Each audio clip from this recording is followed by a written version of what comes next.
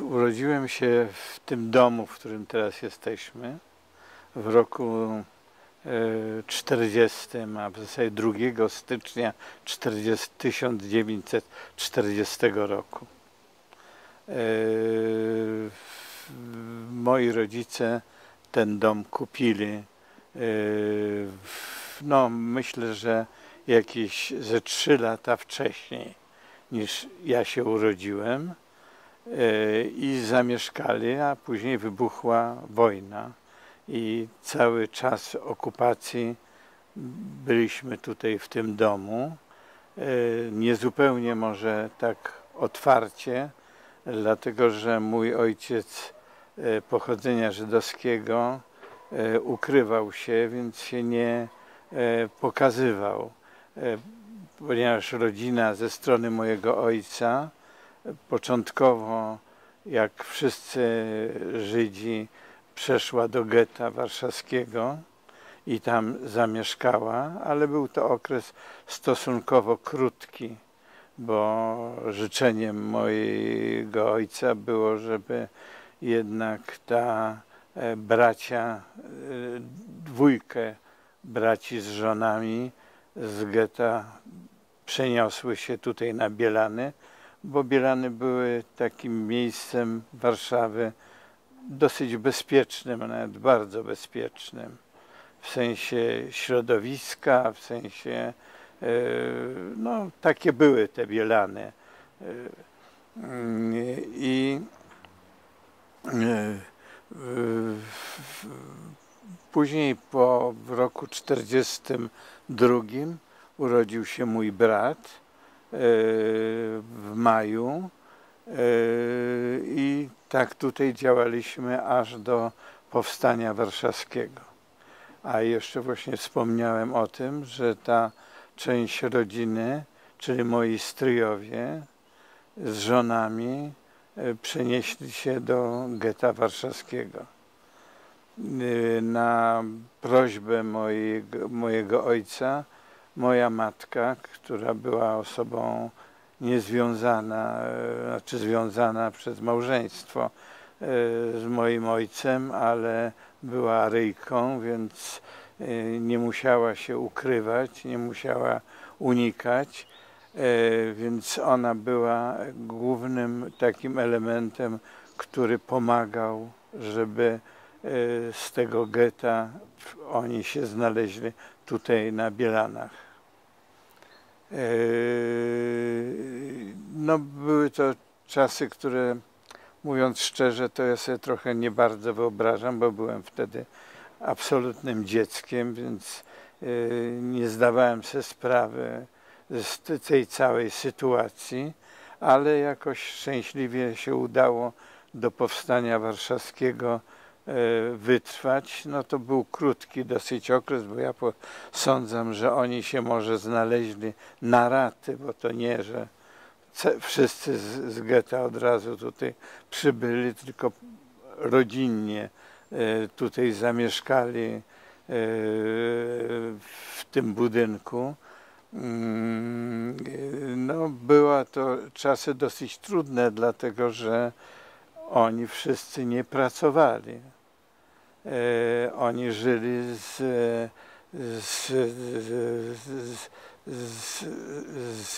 pieniędzy, które albo w formie biżuterii, albo w formie innej sprzedawali i z tego żyli. W pewnym momencie już tak się to wyczerpały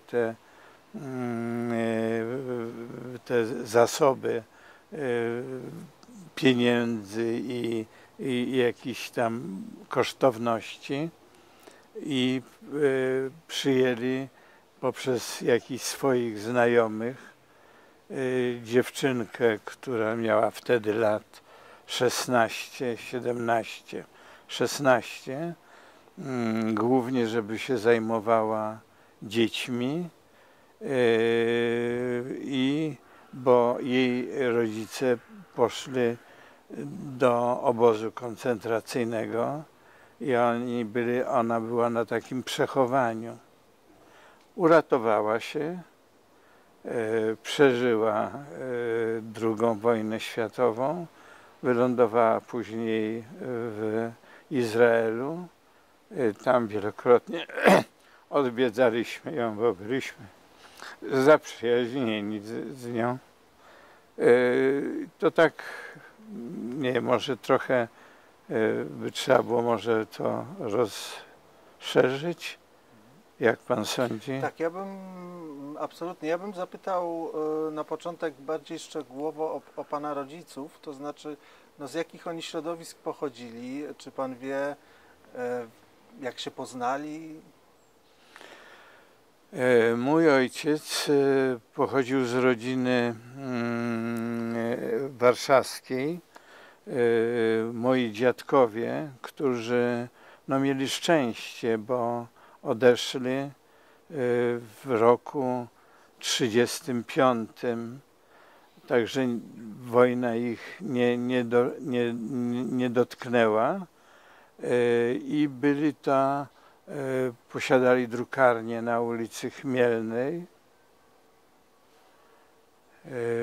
na Królewskiej, przepraszam, na Królewskiej mieli drukarnię i też tam mieszkali na Królewskiej. I przejęli tą drukarnię właśnie dwaj synowie. Jeden to jest właśnie mój ojciec o imieniu Hieronim i drugi Henryk, który równolegle ze swoim bratem kupili drugą posesję na tej samej ulicy. I tam zamieszkali po remontach jakichś, które tam dokonali. Także Henryk opuścił swoje mieszkanie i przeniósł się do getta, a później wrócił z powrotem na tą Kleczewską, tylko pod innym adresem. Ten adres jest 113-115, taki był do niedawna, a oni mieszkali pod numerem 170, pod numerem 70, tak, pod numerem 170. Na czas wojny oni wynajęli swoje mieszkanie i mieszkali tutaj razem z braćmi. Dom był przygotowany do przechowywania, ukrywania się ludzi, także były miejsca takie zakamuflowane, na przykład piwnica była ukryta, takie stryżki, które mieściły się, też były ukryte, także jeżeli ktoś niepożądany przyszedł, to można było się tam schować, a w zasadzie ukryć w jakichś tych strychach, czy strychu, czy piwnicy. No teraz bym prosił, żeby pan mi tu podsunął trochę dalej. No, tak, bo ja pytałem o tą rodzinę pana ojca, czyli on się nazywał Hieronim Krakowski. I gdzie jest pochowany? To jest właśnie dalsza historia, bo po powstaniu warszawskim wszyscy mężczyźni z Bielan musieli się zameldować na terenie sierocińca, który się mieści na Bielanach, i zostali przewiezieni do obozu Gross-Rosen. I tam w momencie, kiedy już, można powiedzieć, Warszawa była wolna, a ci, którzy mieszkali właśnie w tym obozie Gross-Rosen, byli no jak gdyby wypychani na zachód. I w trakcie tego, mówię to z opowiadań, bo wtedy byłem dzieckiem, także nie bardzo kojarzyłem to wszystko, nie miał siły i go rozstrzelali, także on już do domu nie wrócił.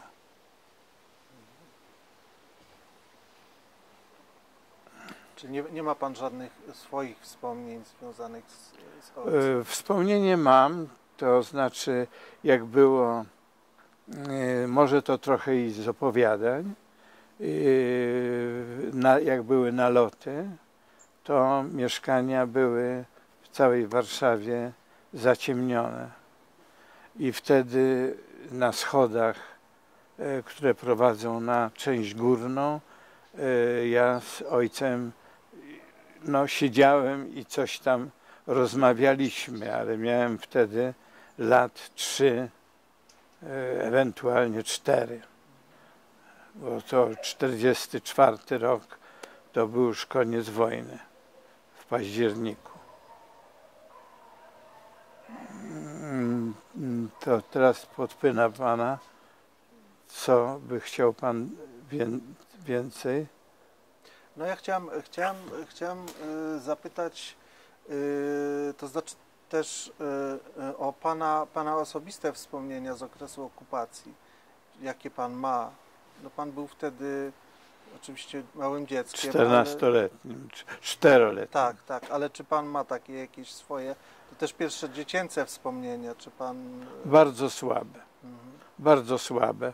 Już później dalej, jak się znaleźliśmy poza Warszawą po powstaniu, to tam byliśmy u takich jakichś dalekich kuzynów w okolicach Warszawy, to pamiętam, że z gąską taką małą chodziłem na spacery, o to pamiętam. Później już dalej, jak już wróciliśmy z powrotem na Bielany, no to więcej rzeczy zapamiętałem.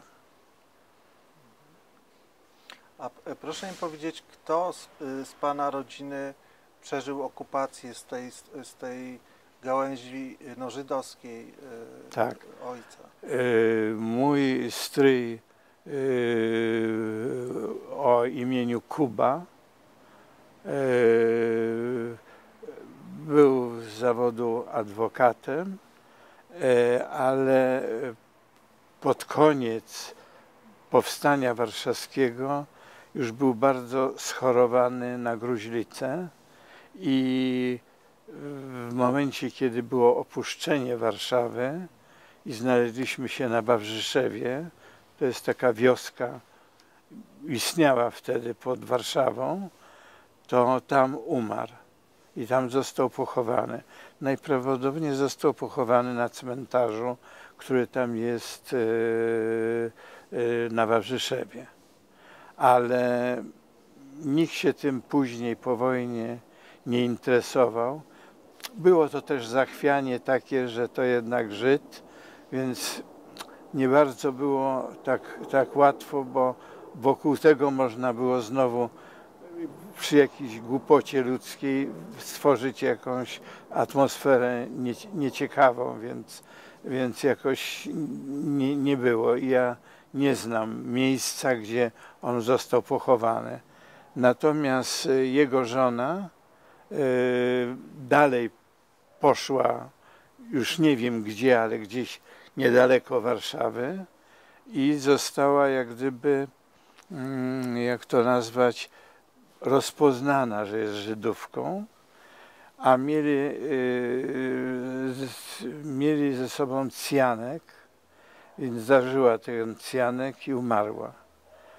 Wykorzystali pozostali członkowie rodziny, to już nie było tego Kuby i nie było jego żony, bo popełniła samobójstwo, a pozostali stryjostwo, czyli Henryk z żoną Sabiną, jakoś się gdzieś poukrywali. Nie wiem dokładnie, gdzie to było. Wydaje mi się, że z opowieści bardzo rzadko rozmawiali na ten temat. Gdzieś w jakimś albo jakiegoś gajowego. To był krótki czas, bo to był październik, a Warszawa już w styczniu była wolna. Także to był krótki czas, no i później pozostali, znaczy nie pozostali, wracali na Bielany, więc tego nie odtworzę. I kiedy to było, wiem, że jedno wróciło wcześniej, drugie wróciło później. Bo my jako dzieci na tej Kleczeskiej, tam mieszkaliśmy, bo nie można było wtedy utrzymać dużego domu. Kwaterunek działał, no zresztą zrozumiałe, bo po prostu Warszawa była zburzona, więc ten kwaterunek powodował, że można było gdzieś tych ludzi wracających ulokować. I moja matka zaproponowała swojej siostrze, która miała dziecko, moim rówieśnica była, że zamieszkali tutaj na Kleczeskiej. Później inni się przyłożyli, także ten dom został wypełniony rodzinnie. Może niezbyt przyjaźnie, ale jak to bywa w takich sytuacjach, jak jedno się jest właścicielem, a drudzy są przypisani, to się to nie najlepiej się kojarzy i to trwało dosyć długo. To nie było tak, że tak do szkoły chodziliśmy razem, także to trwało. Trwało, zanim oni się wyprowadzili stąd i znaleźli docelowe mieszkania swoje. I wtedy pan na przykład z bratem mieszkali wspólnie, jak rozumiem, w jakimś, ile osób? Ze stryjostwem. Głównie mieszkaliśmy już tu, no żeby to miejsce jak gdyby zabezpieczyć, i w części górnej były 2 pokoje w tamtym narożniku i łazienka tam była, tak, łazienka, i były piece takie grzewcze na koks i my mieszkaliśmy w części górnej, a pozostała ta część rodzinna, jedno od ulicy pokój tam był, a druga taki przechodni pokój tutaj na dole. Jak skończymy, to Państwu pokażę te miejsca. Bo zachowały się też te kryjówki, o których Pan mówi, to one się zachowały, czy? Niewiele z tego pozostało, dlatego że tak, żeby ukryć się w tej części, która była przygotowana do ukrywania w piwnicy, w tej części głównej, to była klapa. Pan wie, co to jest klapa? Oczywiście wiem, co to jest klapa, tak. Więc tą klapę trzeba było odsunąć i po drabince zejść do piwnicy, gdzie trzymało się opał. Zimą opał, koks czy węgiel, i w tych piecach się paliło.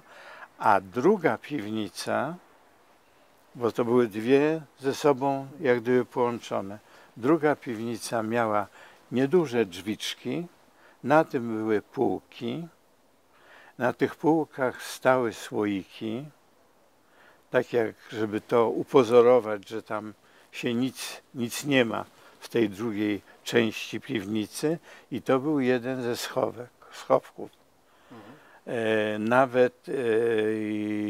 Nawet okna, które tam były, takie okna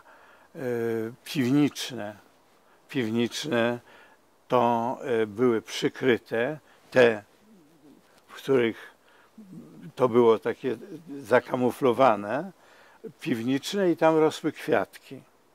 Także to było takie trochę odseparowane. Jak ktoś nie znał warunków tutaj, to nie było, i nawet mało tego, bo nawet tam były kraty, takie pałąki metalowe, to były wycięte.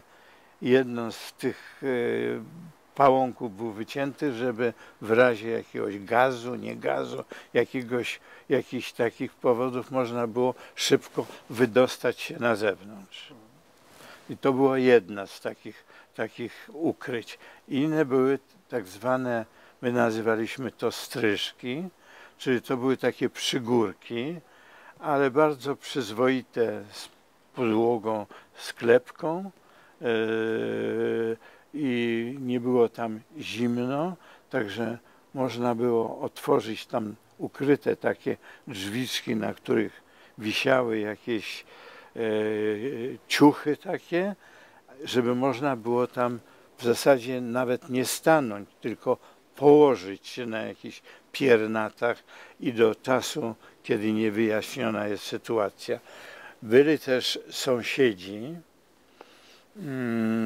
którzy może nie znali wszystkich tajemnic tego domu, ale mojego ojca znali i na przykład jeden z sąsiadów, który mieszkał po drugiej stronie tej ulicy Kleczeskiej, to była taka umowa, że jak kwiatek jest w oknie, to znaczy, że jest niebezpiecznie. I ten sąsiad, to jest nauczyciel, pracował tu w szkołach tych bielańskich, to z ojcem chodził na spacery, żeby wieczorami było tak bardziej bezpiecznie, to z nim chodził na takie spacery. To znam to z opowiadań, bo też tego nie przeżywałem. Ale pamięta pan jakąś atmosferę? Znaczy zastanawiam się, na ile ten okres jakby też no, ten niebezpieczeństwa, ukrywania się, na ile to zostało w panu jako też takie doświadczenie, no nie wiem, cielesne, czy pan pamięta Te schody z ojcem tej rozmowy, to wydaje mi się, że to pamiętam. Że to było, ciemno było i my siedzieliśmy na tych schodach i rozmawialiśmy, ale musiało to być bardzo wcześnie, dlatego że mój brat się urodził w 1942 roku, w maju. Także był bardzo małym dzieckiem. Ja już byłem o 2 lata starszy, także miałem prawie 4 lata. Także tu mam trochę, niewiele pamiętam. A czy mógłby pan opowiedzieć o swojej mamie? Też Do trochę... mojej mamy należała, każdy w domu, później mówię to o opowiadaniach, bo tego nie pamiętam, miał swoje zadanie. Na górze, od strony ulicy, w oknie był fotel. Też tego nie pamiętam, ale był fotel i na tym fotelu były dyżury, ponieważ posesje nie były w czasie okupacji jakoś zamykane na furtkę, na jakiś ten. One były otwarte, więc do tych osób, które siedziały na tym fotelu, czyli ci stryjowie, należało patrzenie, kto gdzie wchodzi i czy wszedł do domu, czy także nawet była jakaś taka opowieść, że ktoś wszedł do domu, nie było jakoś zabezpieczone, może w ogóle nie były te domy tak zabezpieczone, jak w tej chwili się zamyka, to wszedł i natknął się na siedzącego tam mojego ojca. No i zaczęli rozmawiać, bo to była sytuacja, że to był człowiek, którego w pewnym sensie podpuszczono, idź, tam jest taka rodzina żydowska, to od nich wyciągniesz pieniądze. Naturalnie żadnych pieniędzy nie wyciągnął, bo okazał się przyzwoity człowiek. No. Co ja tutaj mogę jeszcze dołożyć? No ja chciałem zapytać... Matkę. Tak, no też z jakiego domu do matki pochodziła? należała zaopatrzenie, czyli wszelkie zakupy do domu jedzeniowe, to wszystko należało do matki, bo ona mogła jedna wychodzić i te zakupy zrobić, a sklepów nie było na Bielanach wtedy zbyt dużo. Może były 2, może 3 i to takie niewielkie. Także nawet była tak, mój ojciec przygotowywał mnie do rozmowy z ludźmi przypadkowymi, że gdyby mnie pytali, to ja do swojego ojca nie mówiłem tam tato czy ojcze, tylko ja mówiłem do niego panu, czyli od pana. Stryjowie mieli swoje przezwiska, głównie był to pan doktor.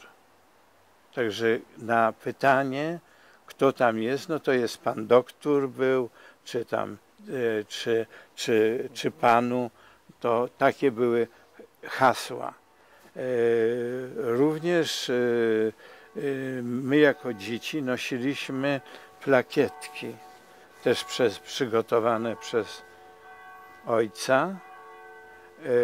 W przypadku, jakby się coś wydarzyło złego bardzo, to gdzie z tymi dziećmi należy dalej zrobić. Więc tam był taki stryj, który osiedlił się w Paryżu jako taka osoba rodzinna, która by się mogła w przypadku zginięcia rodziców zająć.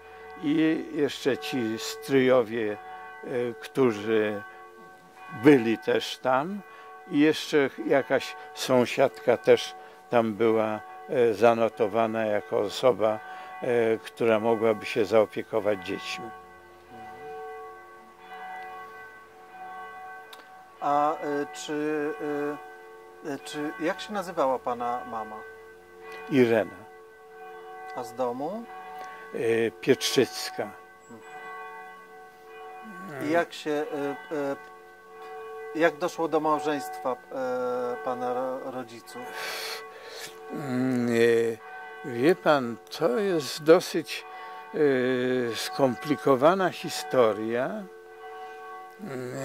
dlatego że kiedyś, mówię jako chłopiec, przypadkowo zupełnie, jak mieszkaliśmy tam na górze, bo to były nasze miejsca, to moja matka opowiadała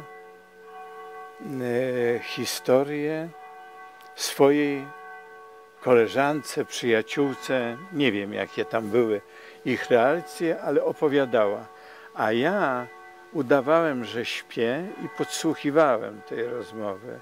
I z tego sporo rzeczy pamiętam. Że moja matka wyglądało na to, że poznała mojego ojca jakoś przypadkowo i ojciec zainteresował się tą rodziną, bo ona była mężatką. Ten pierwszy mąż mojej matki miał na nazwisko Papieroski i mieszkali gdzieś, posądzam, na Woli, bo ta rodzina ze strony mojej matki to właśnie mieszkała, jak przeniosła się tam ze wsi podwarszawskiej na Woli, bo mój dziadek był z zawodu stolarzem i on tam robił meble, takie meble użytkowe. To była skromna rodzina i niezbyt zamożna. Było dosyć dużo dzieci, także i wracam że ta moja matka była mężatką z tym właśnie o nazwisku Papieroski, a Papieroski miał skłonności samobójcze. Psychika jego musiała być jakaś bardzo słaba i chciał dokonać samobójstwa. I dokonał tego samobójstwa, wykorzystując sytuację mojego wujka, czyli matki mojej rodzonego brata młodszego, który zresztą byli oni ze sobą mocno zaprzyjaźnieni i ta moja matka miała taką rolę opiekuńczą nad tym swoim bratem. Także jak do szkoły on szedł, to jakieś były takie więzy. I on wtedy był w tym domu tych Papieroskich. A Papieroski poszedł do łazienki i wbił sobie nóż. Ale miał wyraźne zakusy samobójcze. Nie było była to psychika. Taka jak później w życiu swoim znałem różne opowieści o podobnych tragedii, to była właśnie taka chęć samobójcza i on popełnił samobójstwo. I tam musiało być jakieś spotkanie, w którym uczestniczył mój ojciec, ten mąż mojej matki, i on zabiegał o to małżeństwo, wiedząc, że, tak przypuszczam, wiedząc, że ono jest takie troszeczkę pomieszane psychicznie. I w momencie, kiedy zostało dokonane to samobójstwo, to on się odnalazł. I od tego momentu już oni byli blisko siebie do tego stopnia, że oni się pobrali. Ale przed wojną małżeństwo żydowsko, żydowsko nie polskie, tylko nie były takie łatwe. Gdzieś było jakieś miejsce w Polsce, gdzie można było dokonywać takiego małżeństwa, takiego niekatolickiego, bo to wszystko te małżeństwa były, tak jak zresztą po wojnie też chyba tak było, że był tylko Kościół tym miejscem. Zresztą mój ojciec na prośbę mojej matki ochrzcił się w kościele tym na Wawrzeszewie i pobrali się i dokumenty widniały później ich małżeństwa tego katolickiego. To było wszystko robione, moim zdaniem, tak jak w tej chwili opowiadam, pod kątem dzieci. Żeby one były bardziej bezpieczne. A zawodowo czym mama się zajmowała? Zawodowo pracowała początkowo w jakimś, nawet w centrum Warszawy, gdzieś tak jak Świętokrzyska, Róg Marszałkowski, była tam apteka i ona pracowała jako taki urzędnik apteczny. Nie miała, po prostu, nie wiem, czy to była, tak jak zresztą w tej chwili też do pewnego momentu było tak, że zawsze w aptece była stanowisko takiej, która zbierała pieniądze, rozliczała się. Nie było tak, że aptekarka wychodziła z tego pierwszego stołu i rozliczała się, tylko zazwyczaj była to osoba, no, kasjerka. kasjerka, tak. I ona tym się zajmowała trochę. No.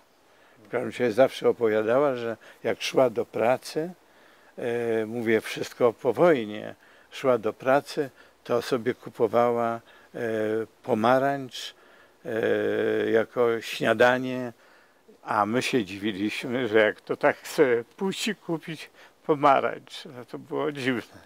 No tak.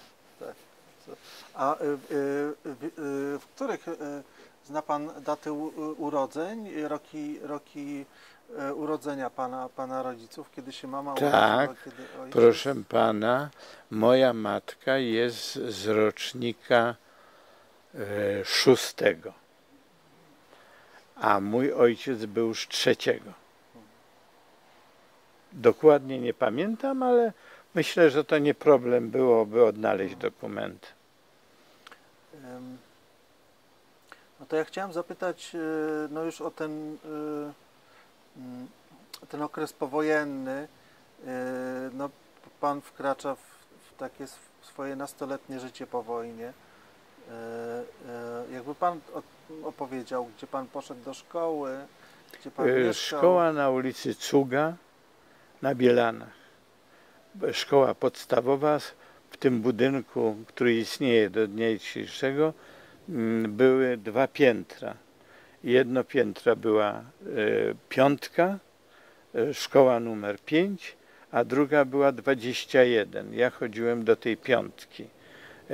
Tam skończyłem szkołę podstawową, a później na ulicy Barcickiej, niedaleko dosłownie, sąsiednia ulica, tam było gimnazjum. Później to gimnazjum zostało przeniesione do innego, nowego budynku, dużego budynku, nie takiego maleńkiego, jaki tam był. A czy pan wiedział o swoim żydowskim pochodzeniu? Proszę pana, i uważam, że tak. Uważam, że tak.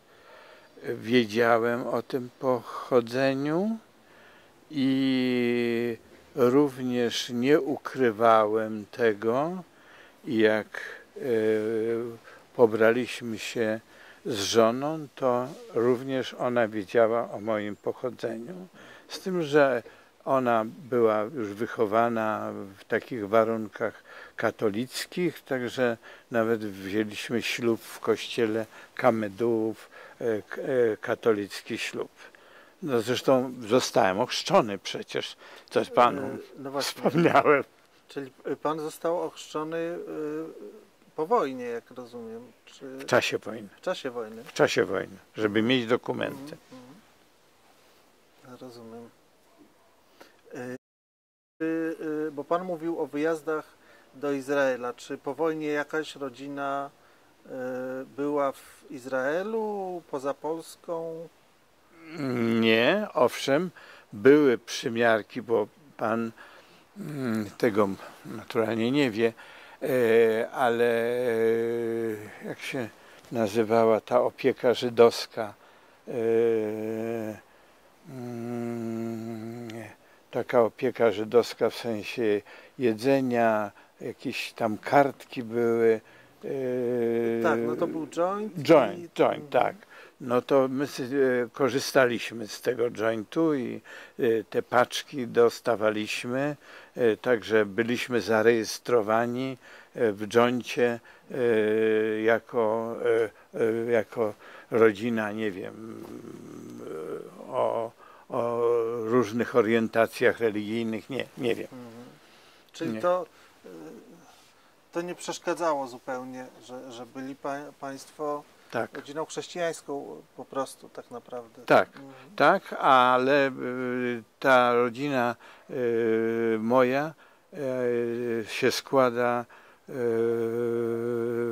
ja mam 3 synów i najstarszy mój syn jest, aktywnie działa w gminie żydowskiej. To zresztą pewnie państwo go znacie. A pan, jak pan patrzy na swoją, no właśnie tożsamość żydowską, czy to się zmieniało, czy stosunek do Ja tej jestem tradycji? zupełnie obojętny religijnie. Religijnie, ale no, jakby no, myśli pan o sobie jako o polskim Żydzie, prawda? W pewnym sensie. To znaczy poznałem, jak się nazywa poznałem przez syna, jak się nazywa, najważniejszy. Szudrich? Szudrych, tak, tak. Poznałem Szudrycha, także nawet gratulował mi właśnie tego Tomka Krakowskiego. Bo pan, znaczy, pan nie miał potem po wojnie, jak rozumiem, kontaktu czy miał pan z organizacjami? Poza organizacją pomocową to nie miałem żadnego, jako dziecko mówię. Później jako dorosły to nie miałem żadnych takich kontaktów, poza tym, że kibicowałem Tomkowi, więc chodziłem przy jakichś wydarzeniach takich znaczących do synagogi i tam mu kibicowałem. No, tak bym to nazwał. Jak pan to odczuwał, że on się tak zaczął w to angażować? Jak to dla pana było? Nie było to na mnie żadnego wrażenia takiego. Po prostu uznałem, że tak musi być. A może Pan opowiedzieć o swojej drodze zawodowej, to znaczy potem...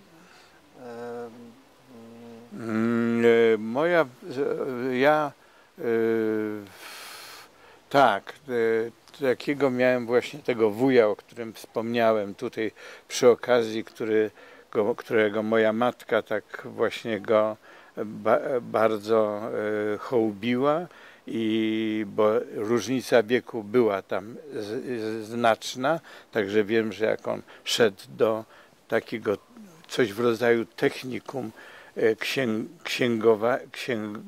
księgowania, no, w każdym razie związane, to ona mu kibicowała i ten wuj, trzeba przyznać, tak, wylądował później w Rosji, bo był wojskowym, znaczy wojskowym nie zawodowym, ale poborowym, i później został przerzucony do Niemiec i tam pracował u Bauera i wrócił później, no wrócił, ożenił się po drodze z jedną z takich łodzianek pobranych do części tej niemieckiej i później po latach, jak już byłem dorosły, to on prowadził taką działalność porządkowania archiwów i wciągnął mnie do tego porządkowania archiwów i ja tam pracowałem w tej firmie. Na wyjazdach po całej Polsce jeździłem, jeszcze tam z jakimiś osobami, które też tym się zajmowały i to była pierwsza moja taka praca zarobkowa, zupełnie zresztą o zupełnie niezłych wartościach. No. A później z tego zrezygnowałem i pracowałem w takiej, jak na owe czasy to była nowość, bo to wtedy miałem 20 lat, to się nazywało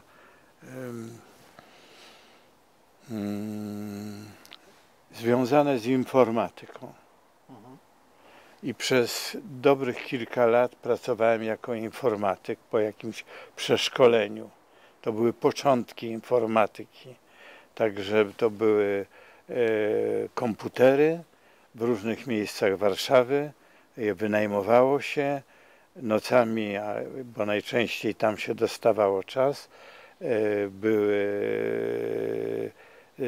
same i komputery, i same oprzyrządowania do tych komputerów, czyli to wszystko się robiło na taśmach. Także i to jakiś czas zajmowałem się w tej firmie. To jest Ośrodek Badawczo-Rozwojowy Informatyki, tak to się nazywało. Dyrektorem był nazwisko Bursze. Ten Bursze, jego stryj, to był kościół chyba ewangelickim, on był tam takim pastorem ewangelickim, ale ja go nie znałem, tylko właśnie tego Burszego i później zmieniłem pracę na fabrykę na Czerniakowskiej. Była fabryka, jak ona się nazywała, zaraz sobie przypomnę, ale tam długo nie pracowałem. Też się zajmowałem informatyką, ale długo nie pracowałem i takiego miałem kolegę zaprzyjaźnionego i on postanowił, że założy własną firmę. I założył własną firmę i ja na wzór jego też założyłem firmę. Kupiliśmy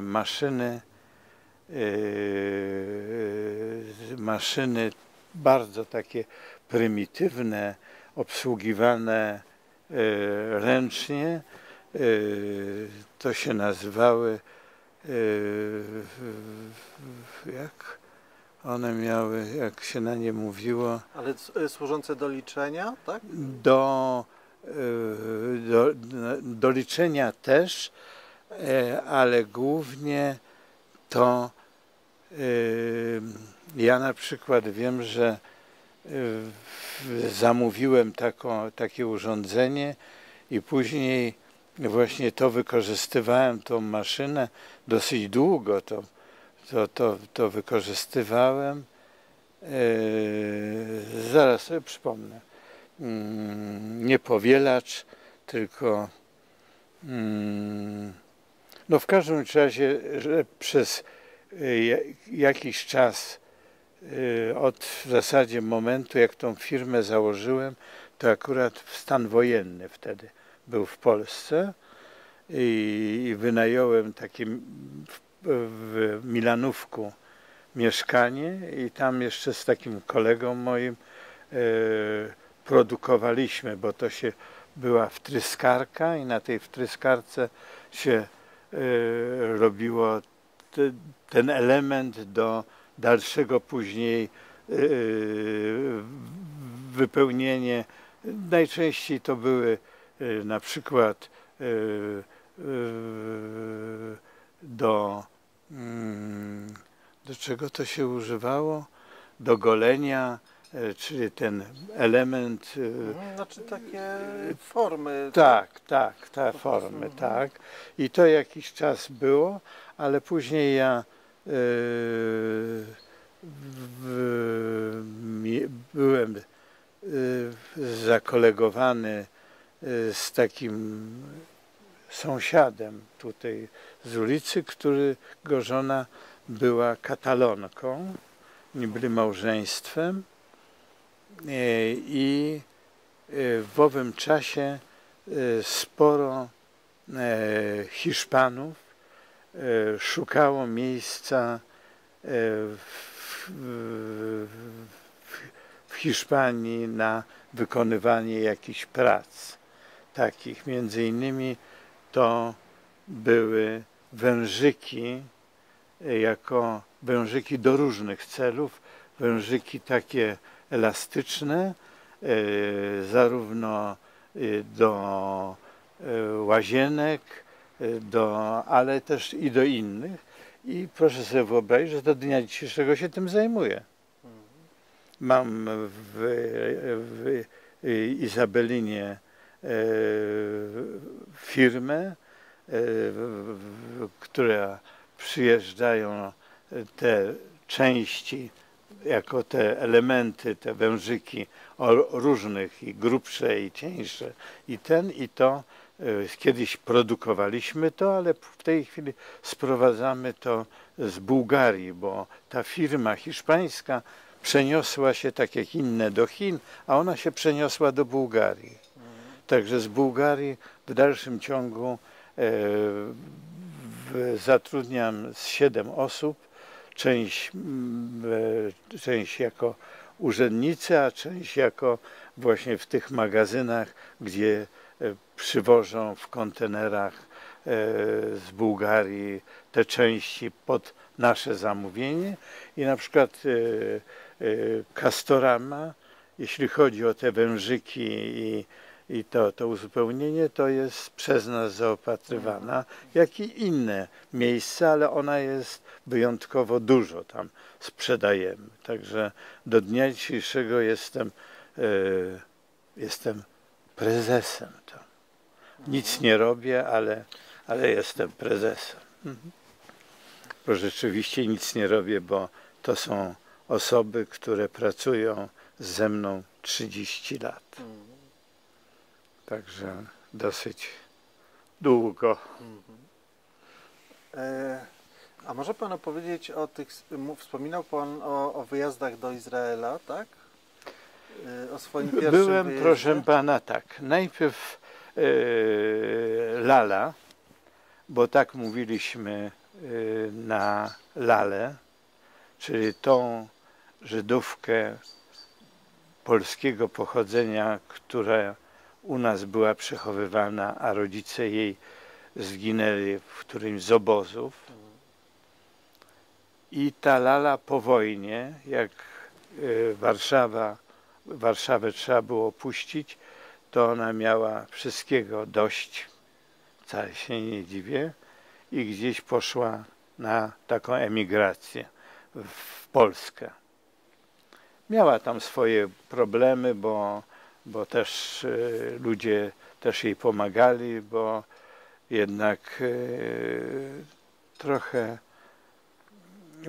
rozpoznawalność jest. To zresztą Państwo znacie, bo w tym środowisku pracujecie, ale jest dosyć łatwo rozpoznać pochodzenie żydowskie. Znaczy chodzi o wygląd. O wygląd. I Lala wylądowała po tam kłopotach swoich zdrowotnych, ale wylądowała w Izraelu. Po wojnie mówię już wszystko. Tam wyszła za mąż za, jak on miała na imię, w każdym razie, że po jakimś czasie ona odnalazła, bo znała przecież adres, odnalazła i oni tu przyjechali i byli, ja ich obwoziłem po Polsce i później oni zaprosili mnie z moim starszym synem do Izraela i tam byliśmy jakiś czas w Izraelu, ale niezbyt długo. W zasadzie zwiedzaliśmy ten Izrael dzięki jej pomocy, tej Lali. Jak miał na imię, halo? Halo? Jak miał na imię Lali mąż?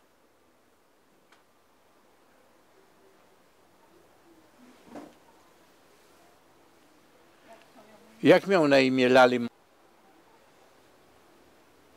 Maciek. Maciek, a na nazwisko? Maciek, co? Nie pamiętam. No zaraz sobie przypomnę. Także tam jeździliśmy do Izraela, no później z moimi przyjaciółmi i także byłem chyba ze 2 razy. Raz to z Tomkiem, tym najstarszym synem i wtedy jak staliśmy pod ścianą płaczu, to on mi znikł, a on już był zaangażowany w religię żydowską i stał już pod samym murem i się modlił.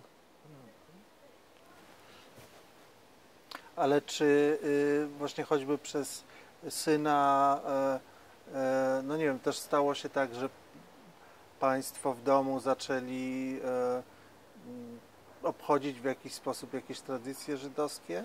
Nie, po pierwsze nie. Moja żona jest wybitną katoliczką, także to odpada. Ja jestem neutralny zupełnie, więc odpada. I mój syn młodszy o imieniu Marek też jest obojętny, jeśli chodzi o religię. Może kiedyś mu się zmieni, ale na razie nie. Znaczy wie Pan, no bo można traktować, są tacy, którzy traktują to raczej jako tradycję no, żydowską bardziej niż religię, tak? Że to jakby nie tyle chodzi o sprawy wiary, Tak. Ale Więc to... mówię, kibicowałem i do dnia dzisiejszego kibicuję. Znaczy nie zdarza mi się w tej chwili, żebym jechał do synagogi i kibicował. To raczej nie. Przypadkowo ktoś do mnie przyjeżdża, to ja wtedy jakieś ruchy takie robię, żeby, że tak powiem, podkreślić, że mam pojęcie, no ale nie jakoś, żebym był zaangażowany. Nie, zdecydowanie nie. Owszem, mało tego, później właśnie Tomek miał przyjaciół, bo to były siostry akurat, mówią, to może byś nam pokazał jakieś albumy rodzinne, takie właśnie przedwojenne. I ja te albumy pokazałem i dałem im, a one były wtedy już nie pamiętam, jak się nazywał ten, który zajmował się cmentarzem żydowskim na Okopowej. I on robił ewidencję tego cmentarza i proszę sobie wyobrazić, że on, przeglądając te poszczególne, jak się nazywają, groby żydowskie, niech mi pan podpowie, Ale co, na cmentarzu. no nie wiem, macewy? Macewy. No i on, robiąc ewidencję tego, natknął się na grób, który był zdewastowany, złamany, ale na grobach tych żydowskich pod koniec jest widzisz nazwisko.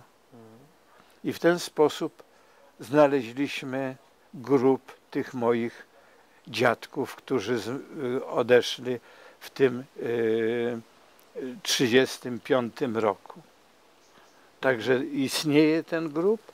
Później zresztą ja przeniosłem grób tych moich stryjów, tak wskazuję, bo tam właśnie oni mieszkali na Kleczeskiej. Ciotka co prawda powiedziała, że bo pierwszy odszedł mój stryj, a ciotka była później, mówi, wiesz, tak ze względu, bo to jednak w Polsce trochę nie bardzo takie, zawsze te nacjonalizmy takie były, znaczy nie nacjonalizmy, tylko takie trochę antysemityzmy. Więc mówi ciotka, to wiesz co, to już idź pochowaj go na cmentarzu północnym. Ja go pochowałem i później po latach, jak odeszła ona, to ja przeniosłem i ekshumowałem tego Henryka i Sabinę na cmentarz żydowski, na Okopowej.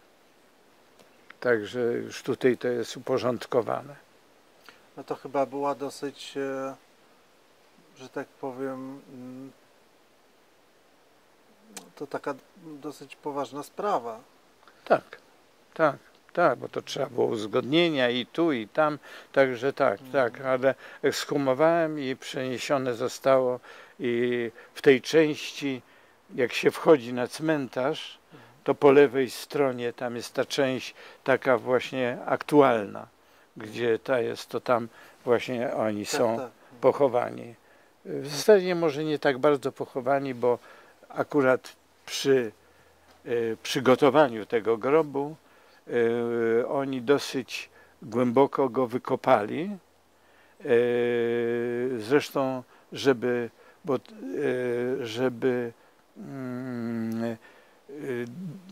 nie dokumenty, tylko książki jakieś żydowskie, po prostu je tam zakopać, bo nie można tego spalić, nie można i tak dalej, to pan wie dobrze. I także najpierw poszły te księgi, a później poszli ci moi stryjowie, zresztą bardzo dobrze zachowani. Już nie, bo tam się na głębokość nie robi grobu, tylko obok siebie. Także jest Sabina i Henryk i to też jeszcze muszą stykać się z mężczyzną albo z kobietą. To znaczy stykać się nie tylko w sensie grobu. I w którym roku to było? To proszę pana było nie tak dawno. To było jakieś z 5 lat temu, może 7 lat temu. Tak, tak, bo początkowo nawet robiłem próby, ale te próby nie dały dobrego rezultatu. Miałem jakieś kłopoty i później się okazało, że musiałem pojechać na plac bankowy, na placu bankowym pozałatwiać te rzeczy, później jeszcze w urzędzie chyba, nie wiem, w każdym razie to udało mi się wszystko pozałatwiać i przenieśliśmy tych stryjów na ten cmentarz żydowski. No. A czy pan osobiście w swoim życiu doświadczał antysemityzmu? Proszę pana, w dzieciństwie, w młodzieńczym nazwałbym to bardzo delikatnie. Nazwałbym to niewielka. To była naprawdę niewielkie przypadki, żeby coś mnie takiego dotknęło. To jest raczej rzadkość. Ja nie mogę tutaj jakichś takich ruchów, bo nawet mieszkając tutaj na Kleczewskiej i mając ludzi wszystkich, których znam, nie było takiej sytuacji. Może w szkole jakiś, ale to naprawdę taka pstynka. Nie warto nawet o tym wspominać. Nie miałem takiej sytuacji. A jeśli chodzi o 68 rok, czy to jakoś pana dotknęło? Też nie. Też nie. Pracowałem wtedy w tym ośrodku badawczo-rozwojowym informatyki i tam nawet były takie telefony, co tam robicie porządek z tymi Żydami, a Bursze, ten dyrektor mój, to jego żona była Żydówką, także nawet można było się tego spodziewać, ale nie. Zresztą sporo informatyką zajmowało się ludzi pochodzenia żydowskiego, także tam Kazalski chyba taki był dyrektor, to też mówiło się o nim, że on ma pochodzenie takie żydowskie. No. Ale tak to nie, ja nie miałem takich sytuacji, żeby cokolwiek było. Nie było to, że ukrywałem, ale też nie było, żeby cokolwiek było takie. Nie. Bo chciałem jeszcze dopytać, no pan się wychowywał. Tak.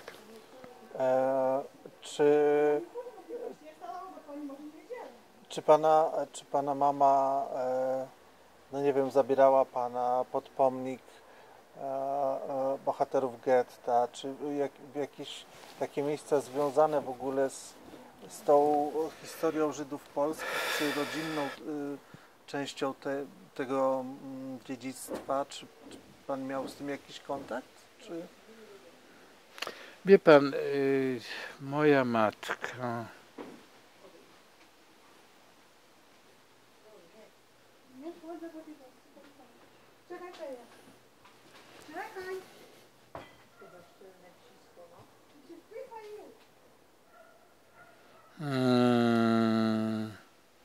bardziej moją matkę to bardziej kojarzę, jak była tak zwana, taki był czas na krakowskim przedmieściu krzyży. To ona bardziej była zaangażowana w te krzyże. To były takie patriotyczne bardziej odruchy, prawda, w owym czasie. To bardziej bym ją tam widział, ale tak to nie. Zresztą nawet byłem zdziwiony, bo na pewno z moim ojcem moja matka na cmentarz żydowski chodziła. Ale tam się chyba zmieniło mocno od czasów, mówię, przedwojennych, wejście chyba na cmentarz. Tak mi się wydaje, że można było mieć duże trudności, żeby znaleźć to miejsce, gdzie był ten grób tych krakowskich. No myślę, że tak, myślę, że po wojnie to na pewno to Oj, było chyba tak, bo nawet ten grób tych moich dziadków to taki właśnie on jest mocno zniszczony, bo to był dosyć duży, ta cała mogiła, I tak, i było mi nawet, znaczy ten znajomy znalazł to i określił gdzie i on nas tam zaprowadził, ale to nie było takie proste znaleźć. Tak. Nie było takie proste. Mhm.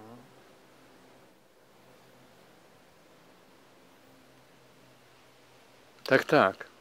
Zresztą mocno był zniszczony cmentarz żydowski do dnia dzisiejszego, zresztą to widać. Zresztą akurat ta część, w której są pochowani ci moi stryjowie, nie stryjowie, tylko ci dziadkowie, to ona jest w tej części nowszej, bo ta, gdzie te macewy są takie klasyczne, prawda, stoją, to jest w tej części, tak jak się wchodzi do głównym wejściem, to bardziej w prawo. A tutaj idąc prosto, to właśnie jest ta część i ci dziadkowie są właśnie też już w tej części, no bo byli pochowani w roku 70, 30, nie, co ja mówię, No przed wojną. przed wojną, to 5 lat przed wojną. W 1934. A pan kiedy pierwszy raz był na tym cmentarzu na Okopowej, pan sądzi? Wie pan, byłem dosyć wcześnie, może nie jako młodzieniec, ale miałem taki jakiś wewnętrzny obowiązek, że chodziłem na ten cmentarz w zasadzie szukając, że się natknę na ten grób tych dziadków. Ale nie zdarzyło mi się to. Także ten cmentarz znałem, nawet tak było, że ja chodziłem i przy tam świętych, jak są te obchody, prawda, wszystkich świętych, to nawet spotykałem moich synów, się tam akurat spotkaliśmy, ale dopiero ta rozmowa doprowadziła do tego, że znaleźliśmy to miejsce, gdzie oni są pochowani. Jak się nazywali? Dziadkowie.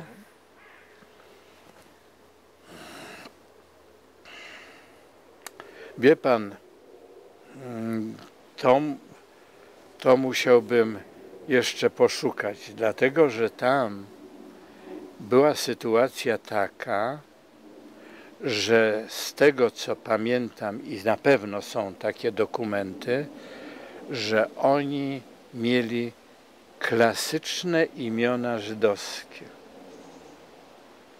i oni zmienili je, także ten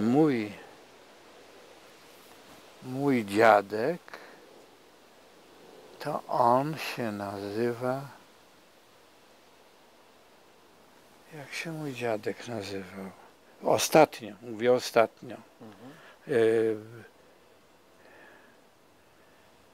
To muszę poszukać. Muszę poszukać, a może Tomek wie. No myślę, że na pewno wie. To on wie, na pewno. Ale nie pamiętam, w tej chwili nie pamiętam. Ale takie klasyczne.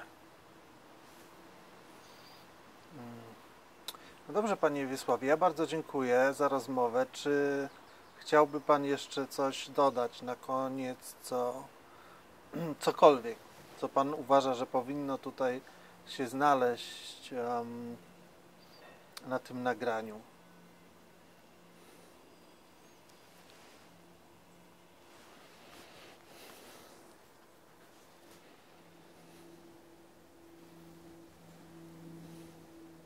No nie wiem. Trochę może i taki mam mętlik w tej opowieści, ale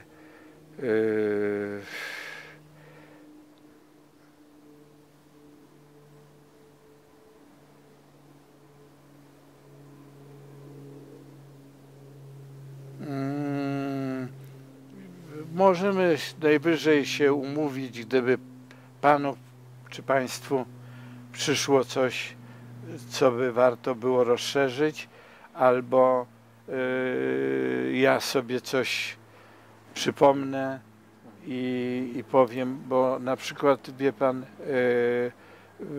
ja tego nie mówiłem, bo to dosyć dla mnie zawsze jest jakaś rzecz taka, takie wydarzenie bardzo smutne i ja rzadko o tym mówię, bo wspomniałem o tym, że miałem brata. I ten brat mój w wieku, dosłownie jak skończył 16 lat, w dniu urodzin przejeżdżał na Żoliborzu przez tory tramwajowe vis-a-vis Teatru Komedia, tak jakby tak ręką przeciąć. To Teatr Komedia jest i później jest Słowackiego i tam jest w głębi kiedyś była szkoła, która chyba później była przeniesiona na Marymont. I on tam był u swoich jakichś znajomych i wracał na rowerze i nadjeżdżał tramwaj.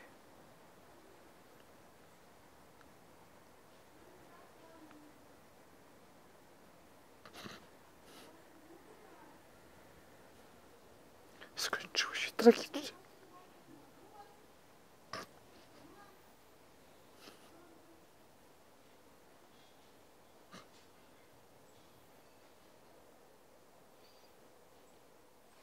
Jak na imię miał brat? Andrzej. Andrzej.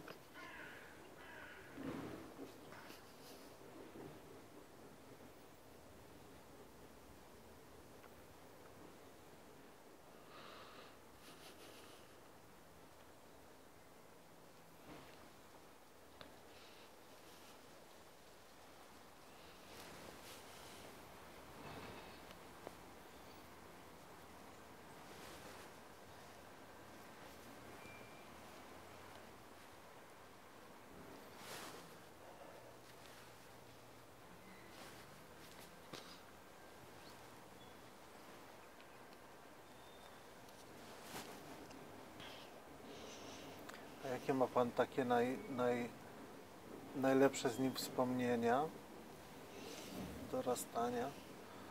No wie pan, no było. On był co prawda mocno związany z harcerstwem, a ja nie byłem związany z harcerstwem, także tutaj nie mam jakichś takich wspomnień harcerskich,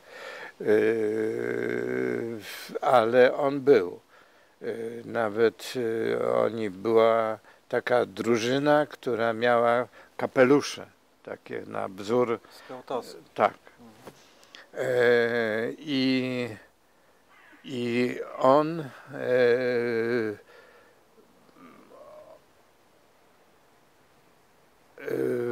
z tego harcerstwa to był zaprzyjaźniony, no tam z wieloma osobami, ale między innymi był jako taki 16-latek zaprzyjaźniony jedną z uczestniczek. I ona później, znaczy do dnia dzisiejszego utrzymujemy kontakt, taki powiedziałbym cmentarny, bo to najczęściej jak wszystkich świętych to się tam ludzie jakoś przypadkowo, nie zawsze o tej samej godzinie się spotykają. Także w dalszym ciągu po tych wielu latach mamy ten kontakt. Zresztą jest to, ona była przez wiele lat pracownicą szpitala praskiego na oddziale położniczym. To się nazywają takie osoby, które jedne odbierają dzieci, a drugie później się nimi zajmują. To się jakoś nazywa. Taka osoba, która tym się zajmuje. Nie pamiętam w tej chwili. No naturalnie jest na emeryturze I zawsze jak chciałem jakoś nawiązać taki kontakt przypadkowo, to jej syn jest o nazwisku Żebrowski. I to jest ten aktor. Także z nim na tym cmentarzu jakieś wymienialiśmy zdania i teraz, jak już jesteśmy, że tak powiem, na emeryturze, to nawet stosunkowo niedawno gościłem ją tutaj. Ma 4 dzieci, właśnie między innymi syna tego Żebrowskiego i córki pozostałe są. No i całe życie przepracowała w tym szpitalu praskim.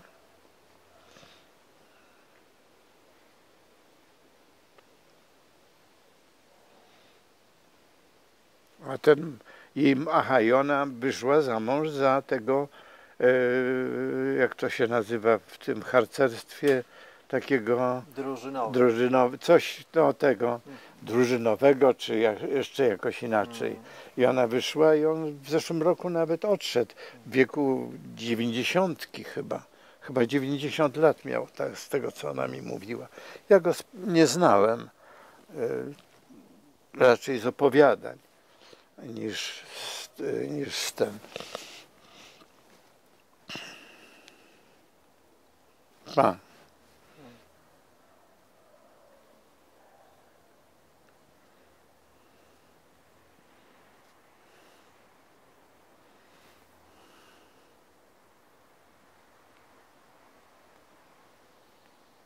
I brat jest pochowany na północnym, tak? Cmentarzu, gdzie jest grób pana brata. Tak, na Powązkach.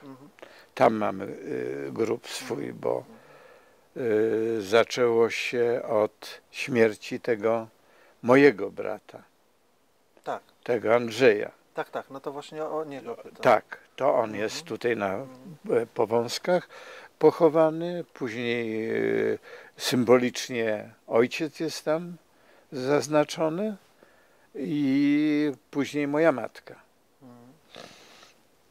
Irena.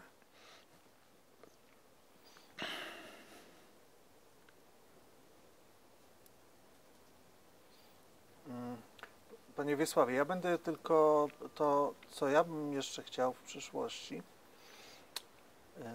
to jeśli byłaby taka możliwość, to my chętnie też byśmy pozyskali od Pana skany zdjęć rodzinnych, tak? Jeśli byłoby to możliwe. Tak. No, także to... Znaczy to jest akurat bez ma na wierzchu, także to w każdej chwili. No. To są albumy, dotyczyły one lat takich dziadkowie i później jak to się dalej potoczyło, bo tam z tej rodziny niewiele zostało, bo tutaj opowiedziałem a ich była 4, bo była jeszcze Justysia, która ze swoim mężem i ze swoim synem, jak część Żydów, poszła na wschód. Dobrze mówię, na wschód, tak? No na wschód. Uciekła, tak, no inaczej nie. Na wschód, no i prawdopodobnie tam zginęli, bo żadnych śladów później nie było, żadnych takich, żeby coś się tam uchowali. No zresztą tam było przecież też piekło. No i pozostali, no to był ten Kuba, ten adwokat, no to on, mówiłem, że on popełnił samobójstwo. Mój stryj na Kleczeskiej prowadził później na podstawie dokumentów, które mój ojciec pewnie wymusił na mojej matce, żeby u Niemców załatwiła tą drukarnię, która była na ulicy Królewskiej. dokumenty, żeby po wojnie na podstawie ich on ściągnął maszyny z ziem odzyskanych, prymitywne maszyny, ale takie były. No. I tutaj założył na Kleczeskiej drukarnię. Nie było to najszczęśliwsze miejsce, w sensie drukarnia po wojnie, bo to było zawsze związane, jak wybory, to penetracja wszystkiego, bo tutaj zaraz się będą jakieś akcje drukowania, ulotek i tak dalej, i tak dalej. Także to nie było, zawsze były z tym kłopoty, z tego co pamiętam.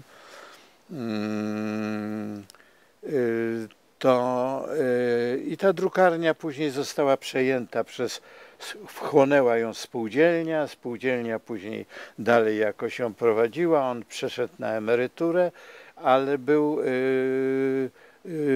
ten mój stryj korzystał z pomocy finansowej rodziny, która od lat mieszka w Izraelu. Nie, przepraszam, w Nowym Jorku. I oni pomagali w sensie finansowym, przysyłali dolary. W owym czasie te dolary miały swoją wartość. Nie były to kwoty jakieś duże i tak dalej, ale w każdym razie była taka pomoc i ten mój stryj spisał testament i ten dom, który tam 77-79 przeznaczył dla tej rodziny ze Stanów.